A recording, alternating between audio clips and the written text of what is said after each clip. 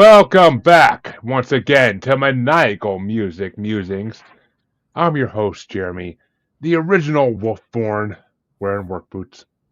I'm not a stalker, but you can find me watching my old flame on the night of the werewolves. Who wouldn't? She's my midnight Madonna that loved dancing with the dead in dirt cheap motels. What can I say? I got type. I have a lot of hidden exes out there, but they're all Armada Strigoi, so no prayer at midnight will save you from their vengeance. My co-host, however, is the definition of the venom of Venus, and was sainted by the storm during the year of the dog. She prefers to date the wolves of war, especially those werewolves of Armenia, the dirty ones. She likes them extra hairy. She's every princess pride when she says to her genie, "Make me a mop so I can please my man during the red wing part of the month." Jaimie motherfucking Fola, everybody's favorite gilf. Listen, I'm just whiskey bent, having a good time tonight. Let's just go with it. Let's go with it. Good entrance, but you've done better, Jeremy. Come on. Well, somebody's album gave me very limited choices. I know. I have to say before we get started, I chose by the name. So when we get to my album, it was just a random whoop. And I almost wanted to change it, but I'm almost glad that we chose it at the same time. So something different. You wanted to change it the day of the fucking show. I'm like, asked if it would be a big deal because I was listening to it for a third time, and I'm like, I think I'm putting people through torture, but I'm enjoying it. As I told you, I will never go to a guest the day of a show and be like, we need to change one album. That's just bad practice. Bad practice. That. I'm just saying. I asked if it was a problem. We're like, yeah, we'll wait. But anyway, folks, welcome back to another episode. The musers are done arguing for now. But we are joined tonight by another very special guest, another artist in the making. And this one is actually a rising country artist. Dalton Hicks, ladies and gentlemen. Yes, sir. How y'all doing? Doing good. Always good when I get to talk about. I'm loving the yes, sir, and all that stuff like he was saying. I just think it's great that he doesn't know what to do with himself. Jeremy, where we come from, people have manners. I know you're from the East Coast. So, welcome to what we consider normal. We have manners in the East Coast. The yes sir shit went out in the 50s over here. I'm just saying. Oh, yeah, and it's what year right now? That went out in the 50s. Stop it. You just stop it, sir. Hey, the only people that are saying yes sir out this way is if you're don't want your daddy to beat you with a stick. But I'm just saying. And I mean, out in the Midwest there where you are, Jaimie, that might happen on a daily basis for some people, but out here, it doesn't happen that often. So that's right. Your musers are back. And we have 3 more albums to talk about. But before we break into all that, Dalton, tell us about what got you into wanting to do music, man. I started young. My dad always brought me into karaoke bars, and I'd be his DD home. So that really started me singing. And yeah. But I love how it started out. That's a great way to start out. Oh yeah. But I picked up a guitar when I was about 17 years old, and I played my first show when I was probably 18, and I fell in love with it and started just writing music, song after song. And I got a strong connection with music. I can write what I feel, write my life into stories. All right. Well, So, what made you want to do country, though? Because that's always the question I got to ask country artists. What made you want to do country? Grew up country boy, grew up loving country music, and I want to do country music. So that's short and sweet right there. See, and yeah, here I am, the kid that grew up in a country-loving family, and I'm just over here blasting some Molly Crew and Kiss at them like, fuck that garbage you're listening to. But as I grew older, I could appreciate country slightly more. I'm not going to say I ever will love it, but I'll get to that in a bit. But yeah. Speaking of which, what album did you want to bring for us, Dalton? Because and why this one? Because I mean, there's a lot of country albums out there, so why this one? I really didn't know. I just picked one that had pretty much my favorite song just was released in 2024, and that's Dirt Cheap by Cody Johnson. And then I like some other I like some other songs in that album too. So I really just picked that one for the hell of it. I like to listen to music, but I always listen to. I'm the radio guy, Whatever pops on the radio, that's what I'm listening to. See, the radio went out when Walkmans came out for me, so it was a mute point at that moment. But I mean, I get that. I mean, the days of radio were a special thing, and part of me misses them. Part of me does not miss listening to freaking 5 minutes of commercials in between two songs. I miss the radio, but I really miss MTV. Oh, do I miss MTV? CMT Sunday mornings. They still do that, but some great music back in the day. I have to say. Oh, you mean when MTV was actually MTV and not when it was actually music. Where the fuck it's been for the last 15, 20 years. But yeah, it was better back in the days when you could turn on VH1 MTV in the morning while you're getting ready for school and watch 2 hours of music videos and see the newest and greatest music video. Well, what they consider the newest and greatest music videos. They weren't always, no way in hell, but it was definitely a fun time. I'm not gonna lie. But well, Jaimie, I'll let you go first. What did you think of Cody's album? Okay, so this album, Leather, I have to say, as I started listening to it, every time we have a different selection of music for the week, I usually speak about it to a couple of my coworkers. And I have to say, the moment I said Cody Johnson, one of my coworkers whips around at me and she's like, I love him. Great live. He sounds just as good live as he does recorded. Mm-hmm. He puts on a good show. And I take her word seriously because her and I have the same taste in a lot of stuff. I gave this album like a 3.9 out of 5 stars. I really almost want to give it a 4. There's just only a couple songs that bring me back to why I don't always listen to country all the time, but I listen to a lot of it. I just don't like to relive a lot of moments I'm not in the mood for, but I do appreciate, and a part of my top 5 will be some of that. But I gave it 3.9. I was actually, from the moment it started, I was digging it. I was into it. And it kept me going. It had that twang of the 90s a little bit, that early country music I prefer over the pop country now. But I think Cody Johnson has something going here. So I don't mind this album, this very random album that you chose. So I appreciate it.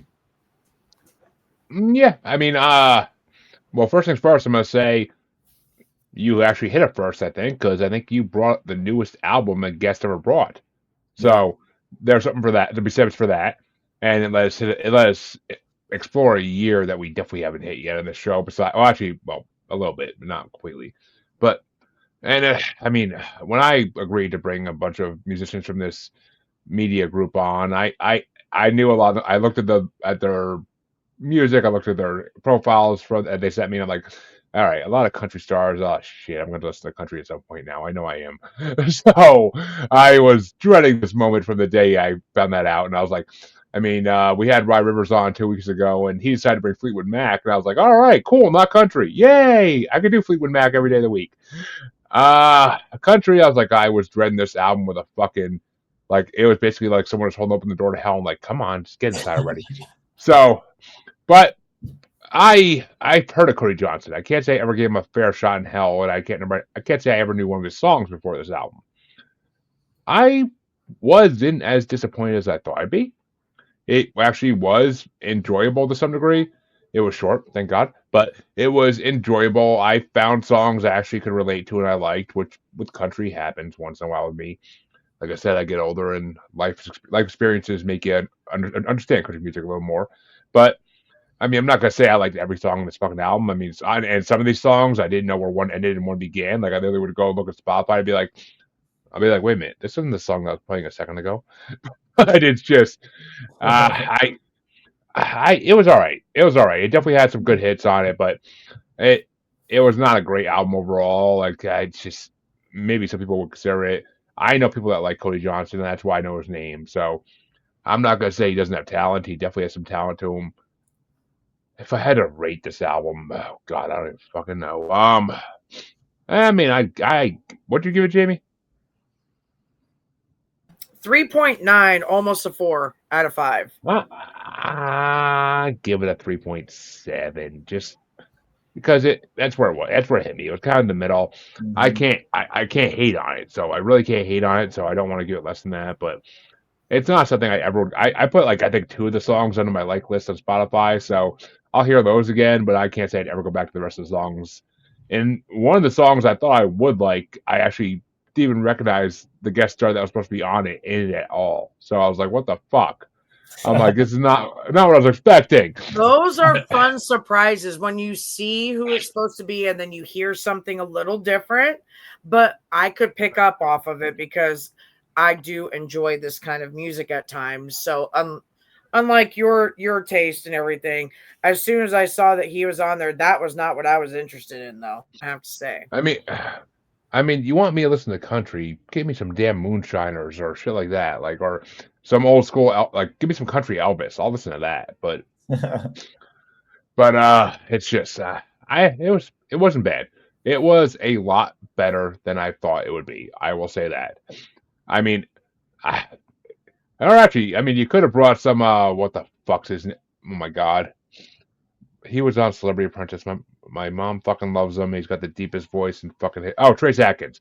You could have brought some Trace Atkins. I would have been like, oh boy, now we're going. That deep voice is oof. That deep voice sends you someplace. He does But have a deep voice.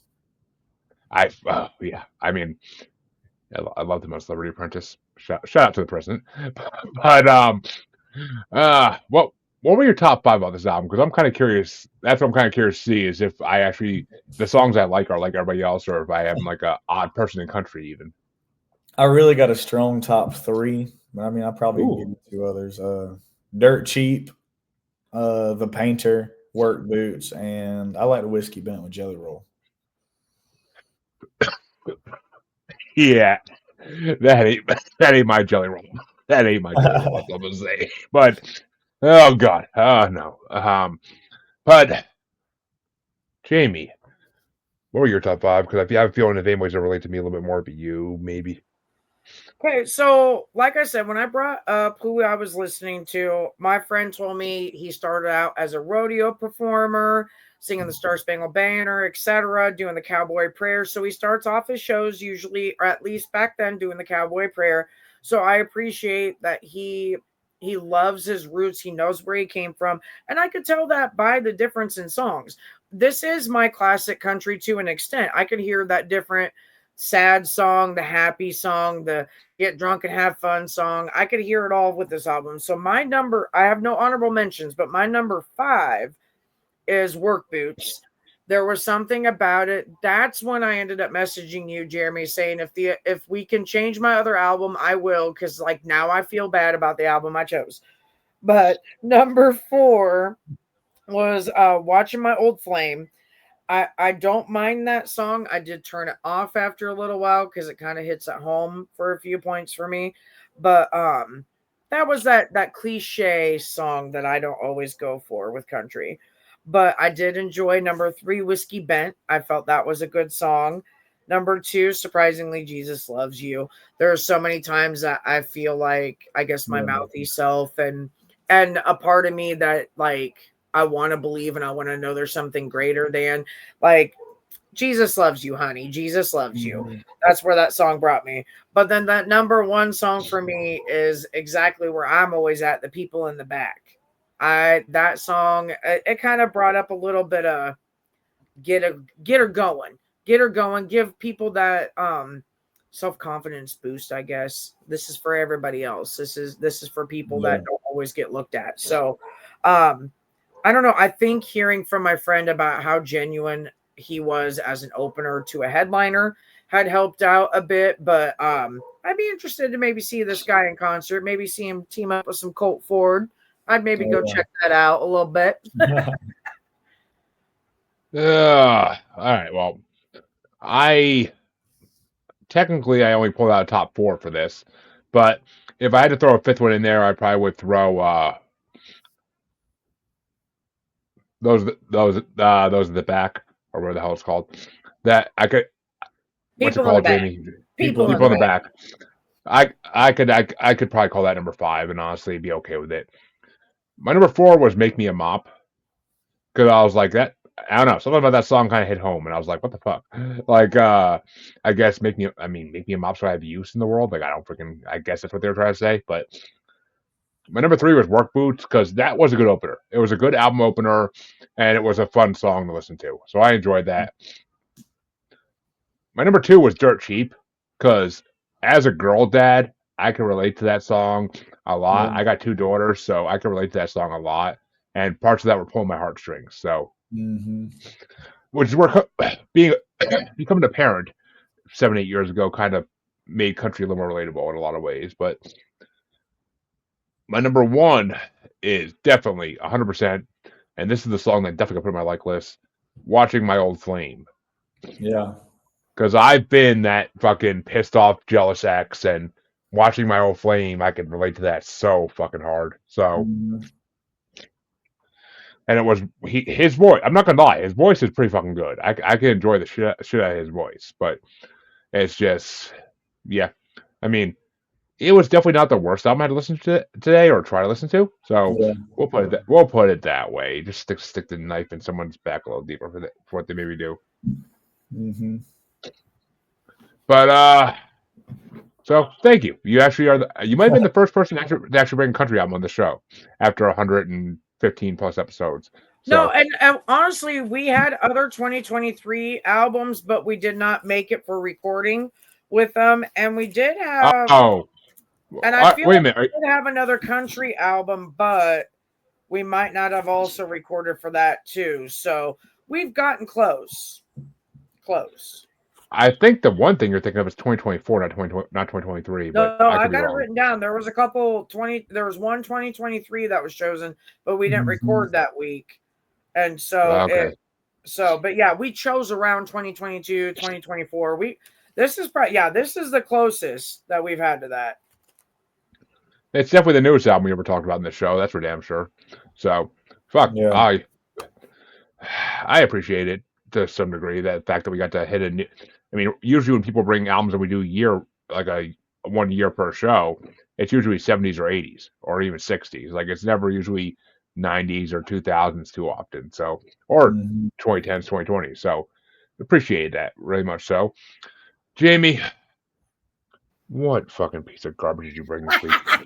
I love how you said that because I was hoping that you were going to tell me we were going next because we cannot end on this album. I'm telling you right now. I know that for a fact. That's why I fucking not letting you go last. I swear on everything in my life, I'm going through 2023 going, what sounds good? Oh, Fuck Button sounds great. Had no rhyme or reason to it. I wanted to throw in a few weeks where I could just do something different. So this, I had no idea what I was getting into, but this is also something that I've wanted to aim for, which it sounds silly for some people. Being on this show gets me to listen to other music. So this is not something I would normally listen to. So though I was second guessing myself today, Jeremy, Slow Focus by the Fuck Buttons. They are a great, I want to say Britain or United Kingdom band, group that does electronic music. And let's just say, it was great motivation to keep working. And I guess if I was working out, maybe some music to keep working out. But if you like no lyrics, folks, if you like electronic music, if you like songs that might go on for too long, this is your album for you. Slow Focus, I gave it 3 solid stars out of 5 just because it had your typical and your unique electronic to it. So not Well, my best choice ever, but I don't care, Jeremy. Hate me for it. oh, just you wait. But Dalton, were you able to listen to this album? And if you did, what did you think of it? Okay, well, I messed up. The only album link that I was sent was the one with I think yours. I think yours is the one. Oh, I know I emailed them too, but hell, they did you a favor, so I'm not gonna complain. Let's just say you can listen to it for fun. Don't listen to it all at once. Yeah. Throw in some songs here and there for electronic background. It's only 7 songs, 52 minutes long. Not too terrible, but it's got that mix of your typical electronic music that you expect to hear someone that goes into that genre. But then there's a few songs that kind of bring you somewhere different. And that's about middle of this album. So don't stress yourself out. You didn't miss All right. Yeah, I'm gonna listen to it after this. Yeah, I did not see that link. Yeah. I even specifically write 3 albums in the freaking like description after the album, so they know that there should be 3 albums. But whatever. I'm just telling you now that I have an ultimate album off to the side, Jeremy. The more you keep ragging on me, I have teamed up with the Abyss, and I will F your world up so bad that if you think Fuck Buttons is bad, you just wait. And hey, Harley. Hey, Harley. Hey, girl. You picked a fun time to come on. I'm loving the fact that she came and said hi right when she did. Hi, babe. So let me explain my day to you here. Fuck Buttons. I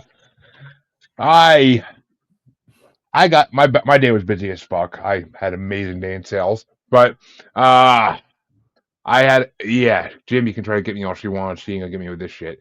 But I got to like the last half hour of my day, and I'm like, all right, shit, I haven't listened to Jaimie's CD yet. I'm like, let me see what the fuck this is. I have a feeling I'm not gonna like it. I started the first song for about a minute, and I'm just like, wait a minute, and I start like skipping through the first song. I'm like, wait a minute, and I start skipping through every fucking song, and I'm like, okay, I'm not even giving this album the fucking time of day. I'm not even giving this album the time of day. I can't. I fucking can't. It is. I do not. It's not. Them's be fight words because I got the perfect comeback for this one now. Honey. I mean, just wait. This was. I mean, at least if you're gonna bring an album like this, like at least when you brought Legion of Boom, at least they had lyrics to some degree. And I mean, at least when Chancey brought Prodigy on, it was entertaining and had lyrics. Fuck Buttons is. I literally think Fuck Buttons is what. I think Fuck Buttons is what JP from Grandma's Boy would listen to if that movie came out this year. So yeah. No, honey, I'm just saying I've got the secret album to The Man in the Abyss right now, so don't make me. And I may like that album more than this one, honestly. I just may, but it's just this album was so hot garbage. I wasn't even gonna give it. I was gonna listen to my way home. If it was something worth listening to, I would listen to my way home. I skipped through it enough. I was like, fuck this hot garbage. There's even a song called Prince's Pride, and I'm like, oh. Is it a dedication to Prince? It's fucking not. Yes. But if you would listen to more of the song than you probably skipped, you probably actually find that some of it might be enjoyable because you have to listen to most of the song to catch it. I enjoy a good instrumental with instruments. I do not enjoy electronic. Sir, I do not enjoy robot instrumentals that are made by fucking robots. So I'm so sorry that you don't enjoy half the music out there that is musically altered by computers and other instruments. Oh no, I'll enjoy rap that has robots doing beats and shit. Like I'm down for that, but I need lyrics. This album literally is the first ever time I will say it's a 0 out of 5 stars. Like this album should be give it a negative at least. Come on now, -0 out of 5. Every copy of this album should be pulled out from wherever the fuck it is, put into a pile, pour gasoline on, and fucking burned in the street. I'm just saying. Not at all. Not at all. They should definitely be out in the streets just for that right there, because somebody out here relates to half of their music, whether you do or not. I mean. Give me Prodigy, smack my bitch up. But this album, God no. Firestarter's great. I get all that. That's great. But this is a whole nother part of that world. It's a part of that world that shouldn't probably exist. That's fine, Jeremy. Hate on my world because you hate on my world every week. So you're not. No, I don't. You actually have had a string of good albums for the last few episodes, so I'm not going to complain. Thank you. I feel loved. So it's a 0 out of 5. I'm loving that. Like, so Dalton, I'm not expecting you to listen to this bad boy. I'm not expecting nobody to like it. It took me 3 times of listening to it to go, okay, you know what? This isn't exactly what I was going for. But for my top 5, if you mind, Jeremy, that I just start going into it. Oh, go My into top my 5. headphones died, so I had to take a second there. But go ahead. Well, my top 5 kind of brings me to back where I started listening to Lords of Acid and other electronic music back in the day. And I had the influence of people older than me that introduced me to it. So for me, I didn't really like it at all at first. It took me a couple times of listening to it because I've listened to this type of music before. Brain Freeze is my number 5. It's got its typical start to the album, your typical electronic music. Once you start listening to more of the song, you're like, okay, they might have. It's not something that stands out yet. So then I went back and forth between my number 3 and number 4. So my number 4 was Sentiments. I think there was something about the beat, the beginning of the song that got me interested. But it was my number 3 song for sure, Year of the Dog, some of my early 2000s, my Lord of the Acid days, back before I started going crazy in the party world. Year of the Dog kind of brought me back to when I was starting to become influential in the life that I was in at that time, 16, 17 years old. So Year of the Dog brought up some old memories for me. Number 2, and I only gave a smiley face in my note on this, was The Red Wing. The song just made me kind of happy. I kind of traveled through doing some of my monotonous work very easily listening to that. But then number 1, Jeremy, you brought it up, and I'm glad you did, because this is the one song I think you'll relate to. I channeled my video game days, my inner early 80s vibes, is the Prince's Prize. There's something about the beats in that song that gives you a mix of I'm in the early 80s, but I'm also in a video game right now. I so wanted that song to be like a fucking tribute to Prince. Like, I'm not gonna lie. Yes, there was something about that. I'm like, listen, now It's not though. It's not. I know, but listen, my notes on some of the other songs, there's only 7 songs on here. So not honorable mentions, but play off on this word, the song Stalker. It's a little too much. Little too much for me. Went on for about 8 to 9 minutes, too freaking long. Honestly, it's everything it's supposed to be name wise. Stalker, I don't like it. And Hidden X's, and just like I said for Brain Freeze on the start of that album, Hidden X's is the ending to that album, and it's extremely typical. So I feel like for anybody that's going to listen to this, the beginning and end, very hard to get into, but once you get to the juices in the middle, it's not too bad. Sounds like a date, but It does, Sam. When you get to the food and the goodnight kiss, it's great. no, I meant the juices in the middle. The goodnight kiss can be awkward, but Oh my god. yeah, no, I mean, I did not have any songs fucking in my top 5 for this album. I couldn't even give this album more than a fucking minute of my time. Like, that's just the way it went. Dalton didn't get to listen to this album, so neither of us are top 5 for this album, I'm gonna say. And it's Dalton, the God smelled upon you on that one. I'm telling you. Yes, Harley, good point. Happy birthday week, Mrs. Jaimie motherfucking Fuller. Our Gilf is turning the big 4-0 this weekend. Thank you. Happy birthday. Thank you. I appreciate it. Yeah, I'm officially going to be old. But thank you very much, Harley. Thank you, Jeremy. Thank you, Dalton. The older the berry, the tastier the juice. But that's what I say. But well, I guess it's time for us to go to my album. Oh, look at that now. Holy shit, how things work out. But this is your album. This is your album. I mean, see, I had actually difficulty finding an album for this week because I looked through all of 2023's album releases, and because that's when Cody's album came out, at least from what I saw, and there was honestly, it was a weak year for music I like. It really was. There wasn't many options. I was going to bring Within Temptation, but I just brought that like a month ago. I was going to bring Lordy, but I just brought that like a month ago. So I'm like, shit, I need to bring something I haven't brought in a hot minute. And then I saw this selection, and I was like, I love this fucking album. All right, we can do this. We can do this. And I'm like, and let's bring the band that I first introduced Jaimie to on her first guest appearance on this show back when we first started with my previous co-host. So I'm like, fuck, it's time for a return. We're returning to Blood Red because we're doing Powerwolf's Interludium. And I, for those who don't listen to the show normally, those who listen normally know this already. Powerwolf is one of my favorite bands of all time. They're usually in the top 2 bands every year in my Spotify Wrapped because I listen to them continuously because they are one of the most amazing bands vocally and instrumentally that I've ever heard in my life by fucking far. And fucking some German symphonic metal, like actually not even symphonic. Well, it's German symphonic metal, but it's German power metal really, and hence the name. But I find it enjoyable. Their lyrics are fun. Their music is fucking amazing, and Attila's voice is beyond phenomenal to me. So, I mean, I had to bring one of the best albums ever done, and it has a great second disc in it that is all covers of their songs by other European bands, which is the fucking awesome part.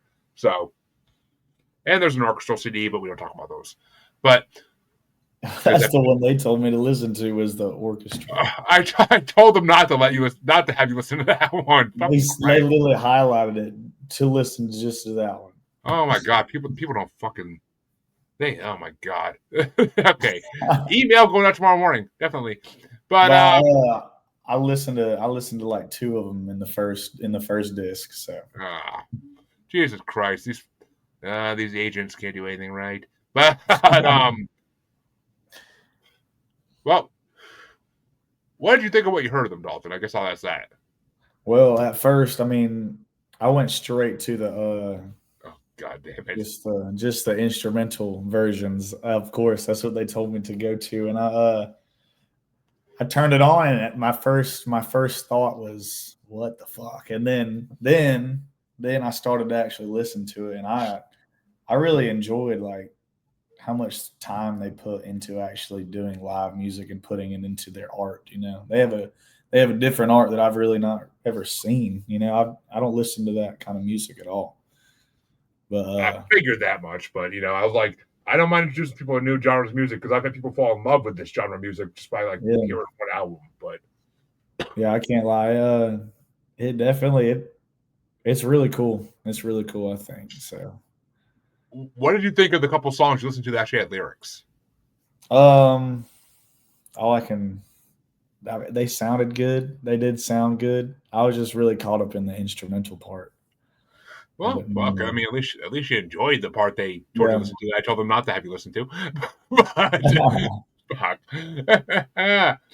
Well, I mean, Jaimie, this isn't your first introduction to Powerwolf, but what did you think of this album? It is not, but I'm trying to find where we've listened to Powerwolf before on my notes.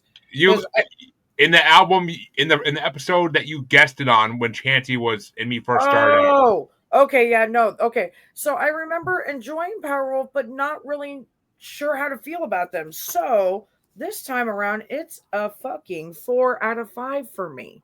I truly enjoyed it.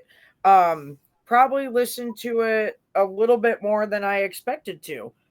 So for 27 songs, and that's counting the orchestra. I told you not to listen to those either, but I know, but those were the last ones that I kept letting play just to keep letting play in between my duties at work. For an hour and 41 minutes, whether you listen to the whole thing or the first part, it's a great album. I'll give you that. So I tried to follow a lot of the lyrics throughout most of my listening to kind of help give me a different feel for it. And I don't know, I enjoyed Powerwolf more this time than I did the first time, and I enjoyed them the first time, so I like it. That's funny because the first time's a better album too, but at least in my opinion. But well, actually, there's some hits from that. There's some of the hits from that are redone by other artists in the second half of this one, but. See, I didn't want to have like a top 10 for this album. I was really trying not to. So I kind of I broke it up into two separate lists in a way. Like Yeah. for the first, because I did a top 5 for the first disc. I did a top 5 for the second disc because I feel like I can't rank Powerwolf doing their own music with other people doing Powerwolf's music. Come on now. I can't rank them together. It's not fair to You Powerwolf. can rank it with the top 5, the rules that you have set, sir. Yeah, you just want to love them all, and it's okay. I trust me. I could have done a fucking every song in this fucking first 2 discs. I could have talked about. I have to say it's damn close on some of them. I didn't want to talk about. I didn't want to go that far though. So my top 5 with one honorable mention for the actual disc from this album. My honorable mention was Wolves of War because I love when they do Irish sounding music in their songs, and they had like the very bagpipe-ish like sounding music for that song. So fuck yeah, I was down for that. My number 5 was Midnight Madonna because that song's just fucking fun. Like I love the fucking chorus in that shit. My number 4 was Sainted by the Storm, and I kind of got pissed off because I brought on their newest album when Chancey was still on the show, and they kind of stole Sainted by the Storm's like instrumentals and put it on another song, and it kind of pissed me off that I talked about it then. But Sainted by the Storm is the original, and that fucking song is amazing.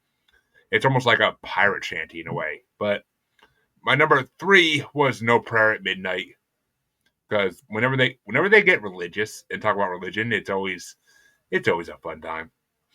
And my number 2 was Living on a Nightmare, because the guitar in the beginning of that song is fucking incredible.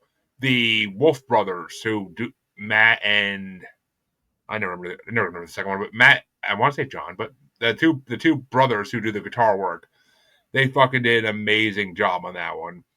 And my number 1 was obviously Wolfborn, because that song is fucking one of my favorite songs Powerwolf has done. Like Wolfborn is fucking phenomenal. And I did do a top 5 for the cover album of other bands covering their work, because that's how big this band is. They only have done 2 tours in the U.S. since they started in the early 2000s. And that's in the last few years. They are huge in Europe. And that's why so many other bands want to cover their stuff, because they're freaking incredible. I mean, my number 5 for that list was Night of the Werewolves by Unleash the Archers, because I actually have checked out Unleash the Archers since then, and they're pretty amazing on their own. My number 4 is Werewolf Starmania by Windrose, because Windrose is actually one of my favorite bands now. I freaking listen to their whole discography, and they literally are a band that dresses like dwarves and sings about digging holes and mining, and it's pretty fucking awesome. My number 3 is Venom of Venus, which that's the one, Jaimie, that was from the original album you heard of theirs. And it's done by Ad Infinitum, and I haven't had a chance to check them out yet. If I want to, I haven't had a chance to. Number 2 on that one was Armada Strigoi by War Kings. I actually just added every War King album into my Spotify to listen to list, because I listened to their new single like last week when it came out, and they're fucking phenomenal. Like War Kings is fucking phenomenal. It's almost like playing World of Warcraft and listening to them. So that's what it is. It brings you back to that type of world. And the number 1 for the second disc was Dancing with the Dead by NSOK.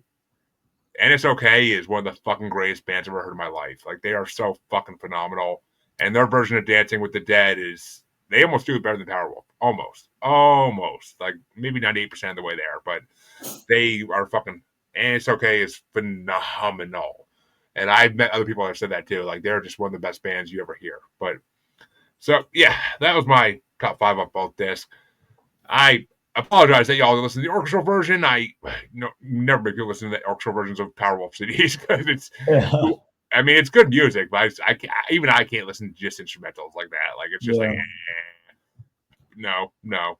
But Dalton, did you have a top 5 for Powerwolf or no? I did not. I did not. No. I mean, you didn't listen to. They didn't tell you to listen to the right fucking CD. Yeah, so it literally said disc 3 and the instrumentals. So yeah, I literally said disc 3 is orchestrals. Do not have him listen to that. I said don't listen to disc 3. It's orchestral. Like, yeah, you were talking. You were talking to Jaimie about her instrumentals, and I was like, "Hey, that's what you picked too." Yeah, 100% wasn't. But yeah, no, I wouldn't do that to anybody in the show. There's no album instrumentals I ever bring on a show, for fuck's sake. Yeah. But Jaimie, what were your top 5 though? Okay, so I didn't divide mine out to disc 1, disc 2. I did end up listening to both besides the orchestra versions, just for the hay of it. But my honorable mention starts off with Midnight Madonna. Felt like that was catchy. There was something about it that I really liked. But my number 5 was Living on a Nightmare. There was something about the music with the lyrics that felt familiar. Number 4 is It Jeremy's almost number sounds 1. like Judas Priest. That's what it is. Living on Nightmare has a very Judas Priest feel to it. There you go. So very familiar vibe for me. Since I listened to them before Powerwolf. But your number 1, The Wolfborn, is my number 4. The music break near the end was just great. Like there's something about the way somebody goes to finish in strong. I go to how I feel in concert and how I'd feel in the crowd. So I enjoyed that song. Could have been better than a number 4 ranking, but that's where it lies right now. Number 3, My Will Be Done. I love the way the guitar and the drums match up in part of the song. There is something about where this song literally hits that when you look at the title again and then you look at the lyrics, My Will Be Done, you're like, okay, makes sense. It feels good. Number 2, Dancing with the Dead. I just flat out enjoyed that song. I had no notes on it other than I enjoyed it. Oh, you need to listen to the actual Powerwolf version of that song. Then I definitely will. I definitely will. Because my thing is then, because this is not the Powerwolf necessarily version, the number 1 Stoskabet that I really enjoyed. There was just something about that song that I'm like, oh, okay, I can get behind this. I don't remember off the top of my head which band did that cover, but They do. What was it? Them. It was them. What you just said. I didn't say. I said I don't remember who did it. Like, oh, I thought you just said who did it. No, it's a band. I'm not 100%. Who? Icebreaker. Oh, it's Icebreaker. Oh yeah, I mean they did that. That band did that Stoskabet band a lot heavier than Powerwolf ever did it. Like I'll have to now listen to it. If they did it heavier than they did, I might end up liking this version better than Powerwolf. I have a feeling Chancey would be the exact same fucking way. I mean, they're more black death metal than Powerwolf is. So I mean that their version of it is fucking fun. I'm not gonna lie. It's just right. I prefer Powerwolf's version. I mean, Attila's voice to me is just one of the greatest singing voices I've ever heard in my life. Like he's a classically trained operatic singer, and the fact that he sings about werewolves and hating religion is like one of the fucking greatest things on earth. Like it's. But you don't even know, and the fact that you don't know that's what you're listening to at first until you're into it and until you're further into the story or into the album, whatever you're listening to at that time, you don't realize the depth of what you're listening to till you take that moment and you go, wait a minute, and you take a step back, listen to it again, and you're like, oh, I got you. So the first time listening to Powerwolf was not bad, but this one I'm appreciating a little bit more with them. So I'm not a huge Powerwolf fan, but I'm appreciating the talent they put in. See, the album you listened to first is my favorite fucking album of theirs too. I know, that's why I'm saying like it's the album that truly got me into them. Like it's like great from start to finish. But I mean, this album is fucking phenomenal. But it's literally a middle album. It's a middle like of the road album between two great albums. So it's kind of like the fact that I probably ranked it higher than your favorite. I'm kind of liking that. I'm liking that. I mean, honestly, obviously for me, this album would be a like 4.3 out of 5, honestly. Because, I mean, it's not Powerwolf's best by any fucking means. And if you want to hear more on their hatred of religion, listen to a song called Undressed to Confess. Because, yeah. I mean, everybody who knows my shows knows I have a thing against organized religion. And that's part of the reason I love Powerwolf, because they feel the same way as I do. But, well, folks, we brought you your 3 albums for tonight. Dalton, I'm sorry you didn't get the right information to actually fully participate with this, but I appreciate you being a good sport throughout, regardless. Oh, yeah. Well, and if you listen to any of it, let us know what you think. I'm just warning you. You can skip mine. It's okay. I'm going to go back and listen to the words and all of the power. But yeah, Dalton, where can they find you? And I believe you got a new single coming out soon as well. Yeah, y'all can find me anywhere. I mean, I'm on Apple, Spotify, YouTube. I just released my new song. It's called Day by Day. That came out about 2 weeks ago. But prior to that, I had some big things going on. My song prior to that is called I'm Still Here. It's just about telling everybody that I'm still here. And it starts out the world tried to fuck me over, but I'm still standing my ground.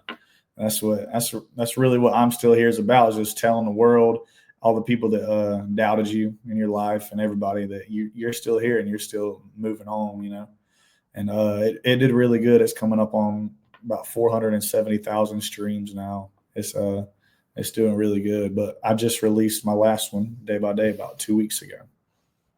Well, shit, 470,000 streams ain't nothing to joke at even. So that's fucking awesome. Yeah, so, it did really good. And Jaimie, where can they find you if they want to find out? I mean, you can fuck around and find out. That's what we always discuss. But you can find me on the Book of Faces. You can find me on Instagram. And I've been trying to get into that Twitter stuff again, that little X factor, whatever you want to call it. But you can basically find me on the Book of Faces. I just want to say, Dalton, I did listen to some of your stuff today. A couple of my friends were impressed for the fact that you're 24 and you got the talent you got going. Keep it rocking. Keep it going. Thank you so much. Keep going what you're doing, because I think you got the right vibe going. Thank you. You're welcome. Yeah, I did not get to. I meant to do that today, but I did not get the chance to check out your music. I apologize for that. I usually try that when I have an artist coming on the show, but today was just a shit fuck of busyness. And literally a pounding headache all fucking day. But actually, same with me. I've been digging a trench for a new water line all dang day. Oh damn. Yeah. Okay. My shit ain't nothing compared to that. Yeah, I don't. You can have at that. Yeah. But get you a directional drill for that one, okay? But you can find both your musers on Facebook as Squatchy Largefoot, a Sasquatch trademark Tarians to use Facebook for some reason. He likes to promote our show, so check him out. And you can also find us on XX Baby in the Gram as that Juggalo Bastard, and you can find us on TikTok as that Juggalo Bastard Podcast, even though I just deleted it off my phone literally because it was taking too much space. And you can find us on YouTube as Maniacal Music Musings, the only place to see every episode we've ever done. Both co-hosts of mine, all their episodes are on there, so go check it out if you want to hear all the freaking 300 plus albums we've talked about. Awesome. But we want to thank Dalton for coming on. It's been a pleasure. You're welcome to come back on anytime you wish. Feel free to get my contact info from your agent, and we'd love to get you. I'd love to get you on and actually email you directly so you actually can hear all the music. I'll choose something better next time. That would be great. I mean, I did pretty fucking good, so I ain't gonna do shit different. But I'll do something different, but it'll be just as good. But come back next week, folks. And next week they have the album choice. They didn't get to me yet, but next week we are having Sherry Rowe. Actually, no. Connor Daly. I think the agency is fucking shit up again, but I gotta talk to him. But yeah, we're supposed to have Connor Daly next week, so we'll see if he comes through. But until then, folks, have a good week, and remember, don't ever listen to fucking fuck buttons.